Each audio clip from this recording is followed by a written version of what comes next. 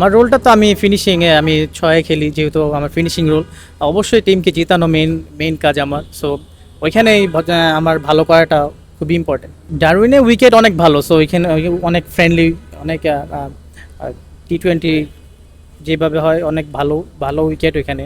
So আশা করছি আমরা অনেক ভালো কিছু করব। ক্যাম্প অনেক দিন ধরে ক্যাম্প হয়েছে, সো আশা করছি যে অনেক ভালো প্রস্তুতি হয়েছে।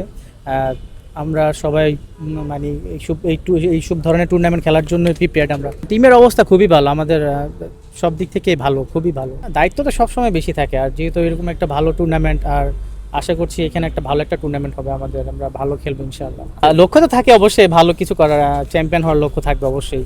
তো রিয়াদ ভাই তো কেবল আসলো, সো উনি অনেক ফ্রেন্ডলি। সো অবশ্যই উনি আমি আমার যদিও বেশি একটা কাজ করা এখন হয় নাই ওনার সাথে, আমি একটু ছুটিতে ছিলাম এই জন্য। সো আশা করছি উনি অনেক ভালো কাজ করবে। আমার তো এখনও মনে হচ্ছে উনি প্লেয়ার, আমার কাছে এখনও ডিফারেন্ট লাগতেছে না। আমি মনে করব যে এইরকম ধরনের যত বেশি টুর্নামেন্ট খেলা যায় আমাদের প্লেয়ারদের জন্য খুবই ভালো। সো আমরা যারা ন্যাশনাল টিম থেকে বাইরে যাই তাদের জন্য খুবই এটা ভালো একটা টুর্নামেন্ট। সো যত বেশি বেশি খেলবো আমরা টুর্নামেন্ট, তত আমি মনে করি প্লেয়ারদের জন্য ভালো।